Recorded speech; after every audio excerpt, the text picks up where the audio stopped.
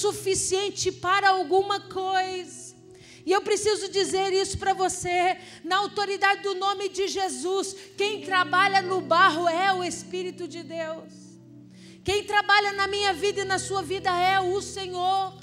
Não adianta brigar com Deus, não adianta fazer bico com Deus, porque o texto diz claro que o próprio profeta revelou a palavra, onde ele diz: será que eu posso questionar o olheiro?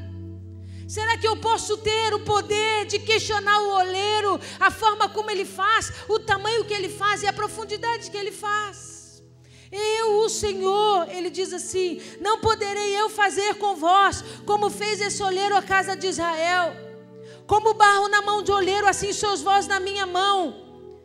No momento em que eu falar acerca de uma nação ou de um reino para o arrancar, derrubar e destruir, se tal nação se converter da maldade contra a qual eu falei, também eu me arrependerei do mal que pensava em fazer. Ele deixa claro que o tempo todo, a nossa vida inteira, a gente passa nas mãos do olheiro. E é difícil de entender porque que o homem foi feito do barro num dia tão rápido. E eu e você passamos toda a nossa história de vida nas mãos do olheiro. Porque Deus, no princípio, quando fez o primeiro homem estava totalmente ausente de iniquidades. O barro estava totalmente purificado. O barro estava sem pedras, sem pauzinhos, sem areia, sem contaminação. Foi feito rápido. Mas à medida que o pecado entrou na história, queridos, não dá para Deus fazer o homem mais num dia só. Ele passa a minha vida e a sua vida inteira trabalhando conosco na palma das suas mãos. Tirando as pedras, tirando os paus, tirando as sujeiras, sempre com a preocupação de dar o vazamento, sempre com a preocupação de deixar o espaço interno preparado. Preocupa com o exterior, mas se preocupa principalmente com o cuidado do interior. Por que a senhora está dizendo isso, pastor? Porque hoje você precisa entender, querido, que a sua vida não é transformada do dia para a noite. A sua vida está continuamente nas mãos do olheiro. Continuamente nas mãos do olheiro, para que ele possa reduzir, alongar, esticar, fazer você grande, fazer você diminuir, à medida que você cresce com a sua história de vida, à medida que você se coloca à disposição de Deus ou não.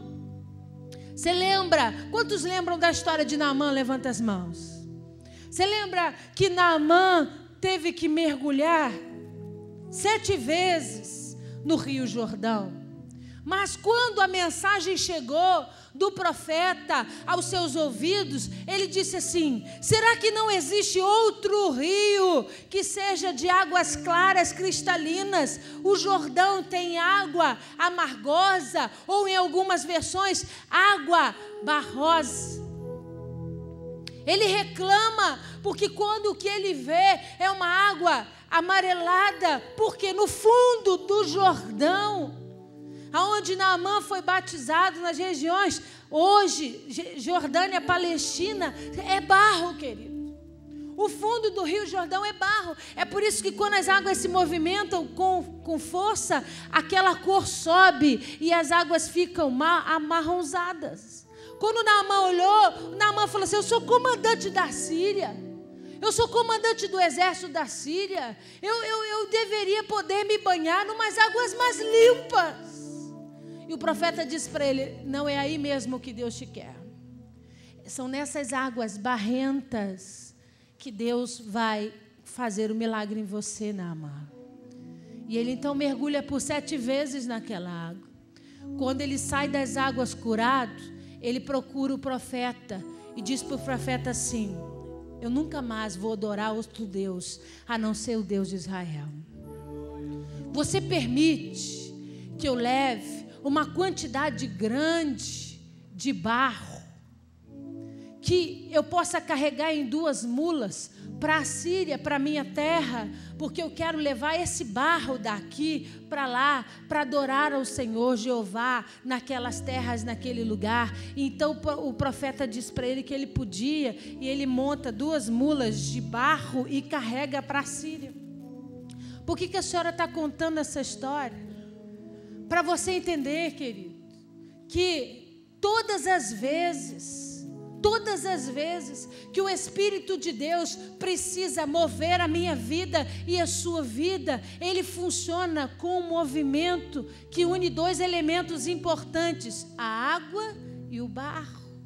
Porque quando o barro está na mão do oleiro, o barro está com muita água para que ele fique molinho e seja fácil dele trabalhar.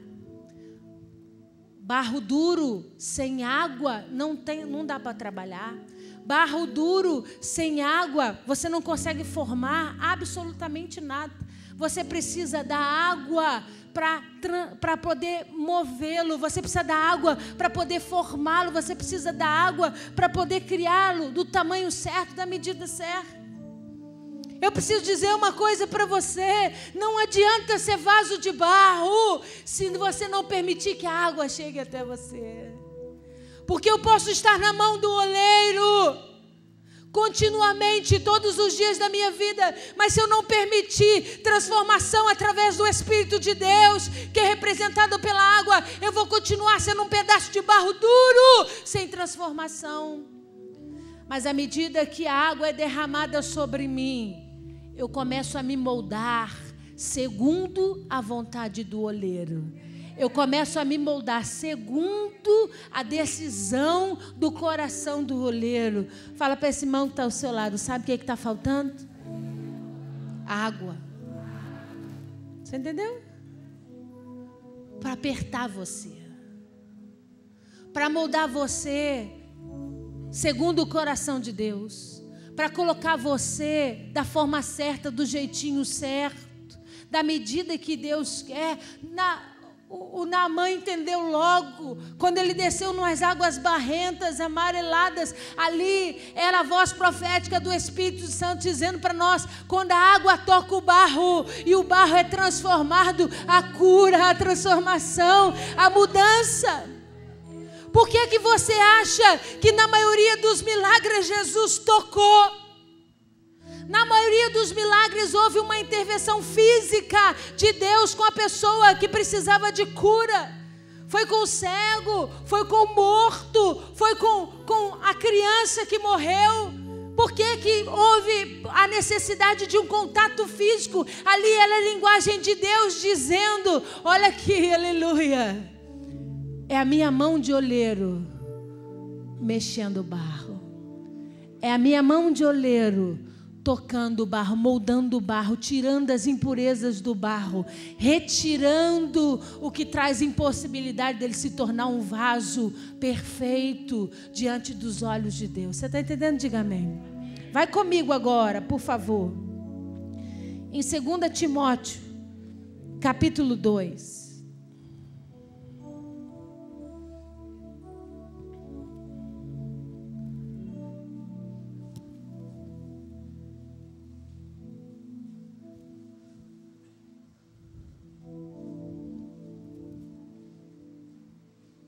Deus fez um homem do pó da terra, do pó do barro, molda a sua estrutura, ensina para nós que não adianta ser formado de barro se não estiver continuamente na mão do oleiro e se não permitir que a água do Espírito de Deus seja derramada sobre nós.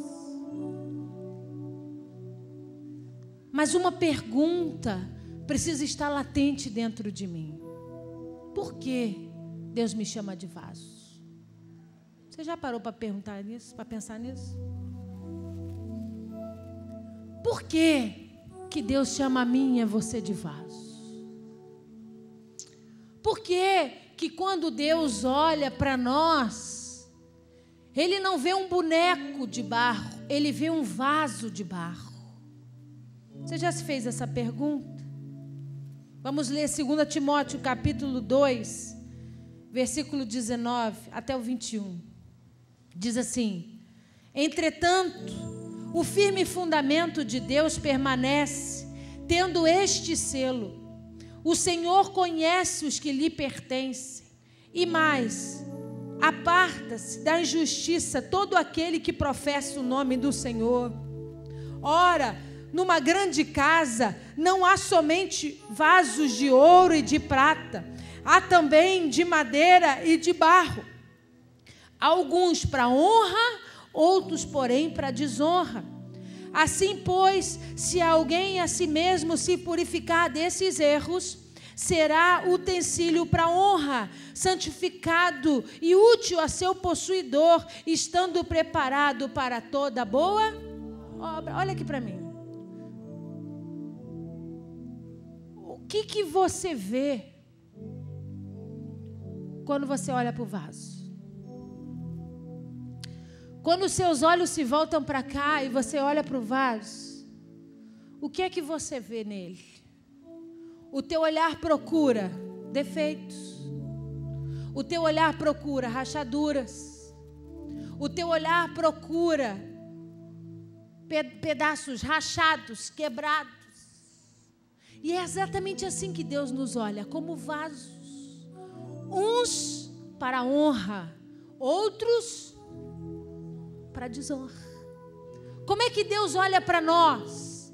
Olha para nós como vasos de barro, os dois grupos, um de pé, um sem rachaduras, um sem defeitos, sem marcas, um totalmente equilibrado mediante a forma que o oleiro deu, o outro de barro, rachado, quebrado, com defeito, vazando, torto. É assim que o mundo espiritual nos olha.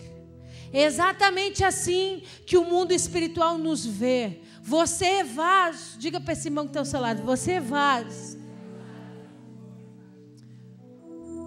Agora ele diz assim, e aí você vai pôr amor nas minhas palavras: ser vaso hoje não significa nada.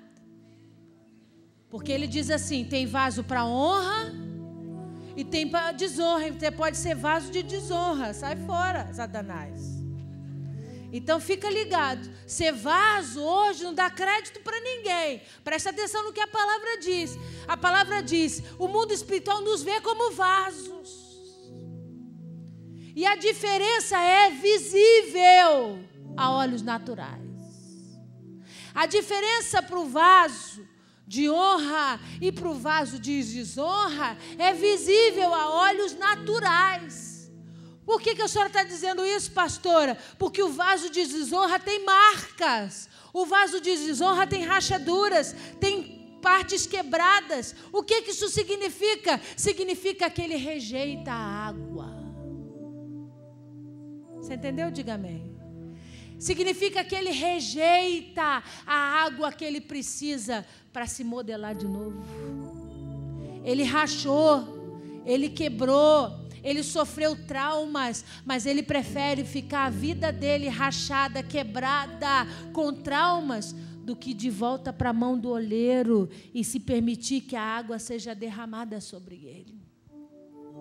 O vaso de honra não. O vaso de honra não tem rachaduras.